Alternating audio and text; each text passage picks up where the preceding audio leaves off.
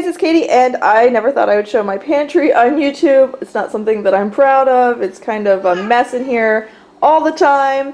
I tend to carry a pretty large inventory. I like to stock up on things. I cook a lot from scratch, so I just have a lot of ingredients in here, and I don't know, it's kind of a mess. It's very disorganized. I sort of have a method for where I put things, but a lot of times it all just goes out the window and I put things where they fit. And a lot of times I just, you know, stick things in here, like this big bag of powdered sugar is just in the regular bag. I attempted to stay organized by putting all these are all like my dry beans and lentils and things in there. And it was organized when I had it just in the basket, but it's like you can see overflowing. And overall, it's not very organized. For the most part, I'm okay with that. You know, it doesn't bother me. Like, I don't need it to look pretty. I just need it to be functional. But recently, down in our basement, I've noticed some evidence that there may be a critter that has come. The critter is now gone, but I want to protect this. This is a big investment in money and time, and it would just break my heart to have something go wrong. You can see I have things in sort of open packaging. This is just spaghetti. I have things just in plastic bags, things in the original packaging. This, for example, is open like that. So I have been working on this. I worked on it last night. Here, put that down, sweetheart. And what I did is I had these big 20-pound bags of rice, and I just had them in the bag, and they were just folded over. So what I have down here is I had these big 20-pound bags of rice. I have brown rice and white rice here. So I just transferred these to mason jars. I just had a few of these half-gallon jars. I had to use some quart jars because I didn't have enough half-gallon jars. I hope to get more half-gallon jars. But I had these just big bags, and I just kind of folded them over, and I just had this terrible thought of scooping some rice out of there one day and either finding a critter or some evidence of a critter. So now those are nicely sealed up in glass. And I want to eventually transfer everything, like all my dry goods, into glass. Even plastic, I feel like it can be chewed through. So I have the mason jars with my rice. So this whole row is brown rice, and then this row, there's a few brown rice quarts back there, and the rest is white rice. And then with the bags, they used to be kind of just here, so I wasn't able to make use of a lot of the room back there. But now that opens that up, this is just my vinegar. I also keep big jugs of oil when I get that. I have some shortening back there. And I could also use this area for other bulk things, but before, like I said, I couldn't even get to it. So now that kind of opens that up for like a lot of these dry beans and things like that. I also am looking into buying flour in bulk. I've been baking a lot of bread and things lately, and I go through a 5-pound bag of flour in like a week. So that might be something I could get, like one of those big plastic food service tubs, to have it like just sit there and I can get my flour out as I need it. The next thing I have here, these are things this is how my mom always stored either onions and potatoes, sweet potatoes, things like that. Keeps, you know, the circulation, but once the door is closed, it's nice and dark in there. So I have my onions in there. I just got this big 10-pound bag of onions, and it fits. I also had some extra of these sweet onions, and it's pretty full right now, but I can still fit, you know, some potatoes in there too. So that's working out really well. The next thing I have here, this is another thing. I had this basket, it's just like a cheap basket I had laying around, and I would just keep my dried fruit and nuts here, and I always just kept them in the original packaging, but that makes me kind of nervous, especially with nuts because they are so pricey.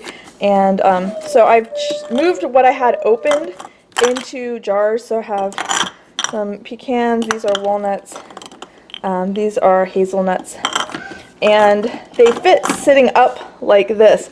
I think if I let me just see if it would fit. I'll do this one-handed. I think if I had quart jars, I could fit them that way, because I don't think they're not going to stand up that way, but they would fit that way, so I could put, to get more, you know, these larger packages.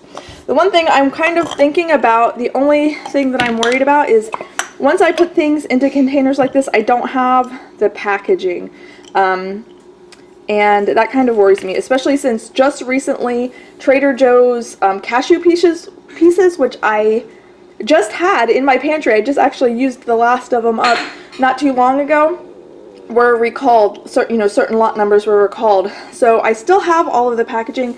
I think what I'm going to have to do is write on the glass with Sharpie marker the best by date and any lot numbers, because I wouldn't, and I guess I would also write like the brand. Like these are Kirkland, I get these from Costco.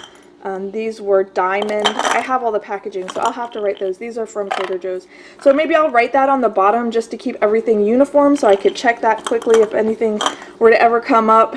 And then these raisins are from Trader Joe's. So I have to do that. I also have these. They're not open, but like I said, this plastic is nothing for a little, mouse or whatever to chew through. So with these mason jars, these are just screwed on with bands now, but for these sort of larger things, I could also vacuum seal them. I have the food saver attachment to vacuum seal them, so that would keep things fresh, because you can see this is kind of vacuum sealed, so to open this and put it in a mason jar would be compromising the freshness, but I could vacuum seal them and that would make them last.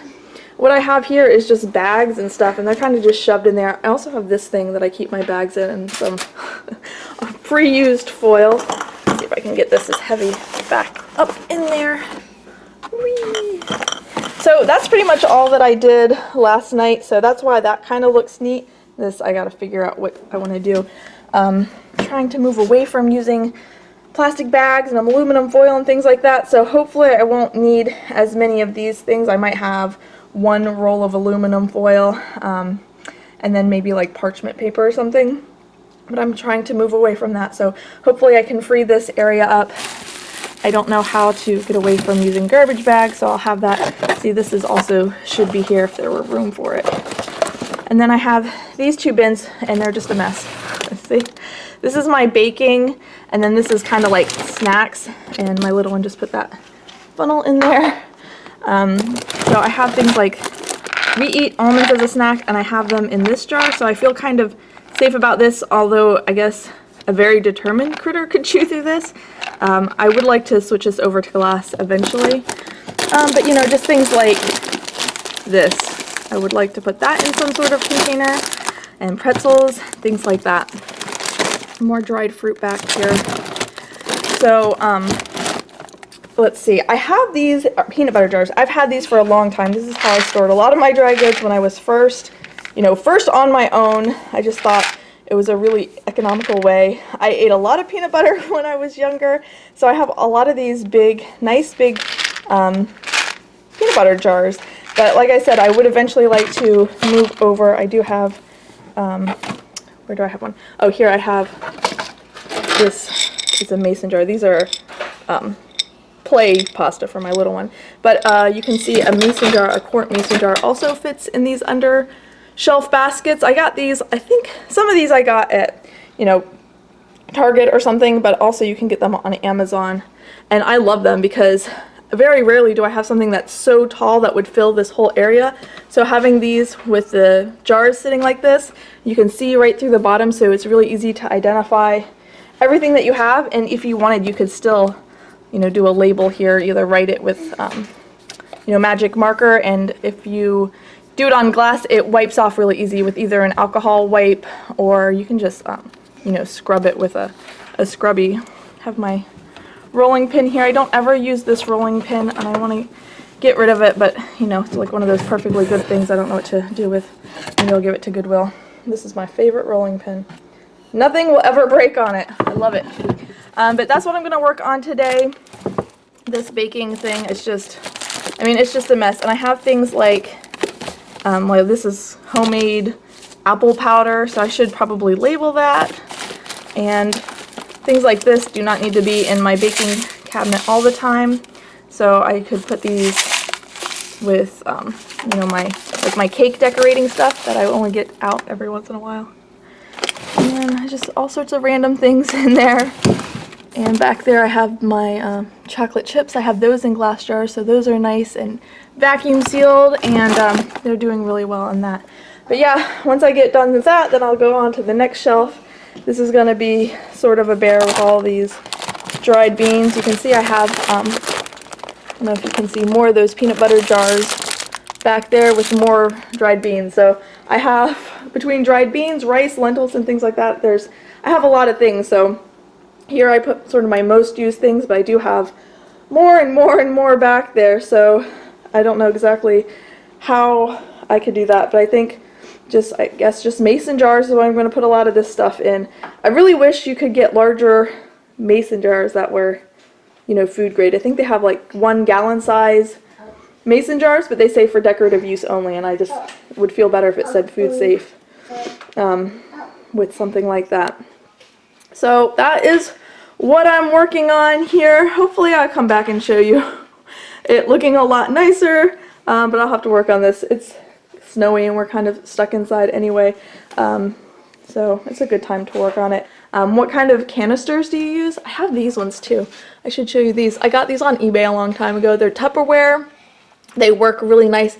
The big one holds 5 pounds of flour, which is actually really hard to find a flour canister that actually holds a whole bag of flour. This one holds a whole pound plus some. So I have that. It comes with 4 different sizes. So I have flour in one, brown sugar in one, cornmeal in one, and whole wheat flour in one. I just put my oatmeal in this. I had it in like one of those cardboard tubes, so I moved it to this, but the hole is not quite big enough for me to scoop my half-cup measure when I make my oatmeal. That is a glass canister that I got from IKEA, and these are similar to the bale jars that I do my vegetable fermenting in, but they're not as good as quality. The ones that I do my vegetable ferments in, you can see my mess here. These are all my wrappings that I need to take the numbers off of.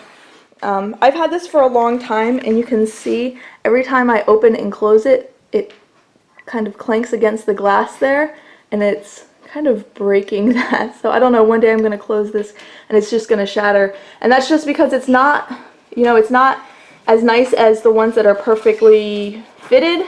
So this is really tight, so when it clamps down, it kind of digs into the glass.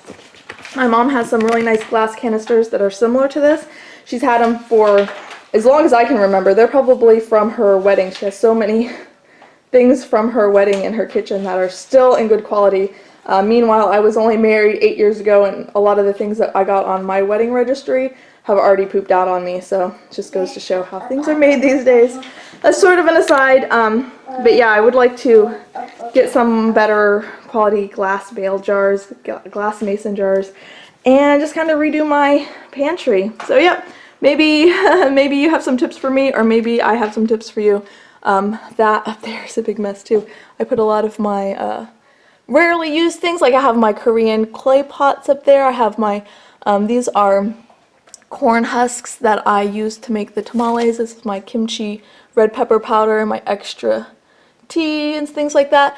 This here is, oh, I forget what they're called, but they're just a spice rack, and that's really nice when I'm cooking like either Middle Eastern or Indian food, because I can open it up and have all of the different spices. So there's like cumin, coriander, cayenne, crushed red pepper, garam masala, things like that.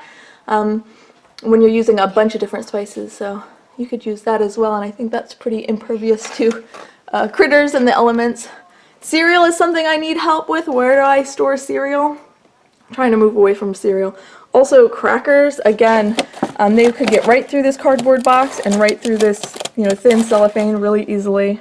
I'm sure the same is, I'm sure it's just really thin cellophane inside these crackers as well. I guess I'm kind of less worried about pasta because I don't know that an animal would go after dry pasta. It's possible. I don't know that they would, but it's possible. And then here I have a lot of my meal planning stuff, so maybe I'll get that out of here. Alright, so I've just kind of talked your ear off here for 12 minutes and 46 seconds. Like I said, leave comments down below if you have some help for me, or if you got some tips for me. That's awesome too. Alright, thanks for watching, you guys. Bye.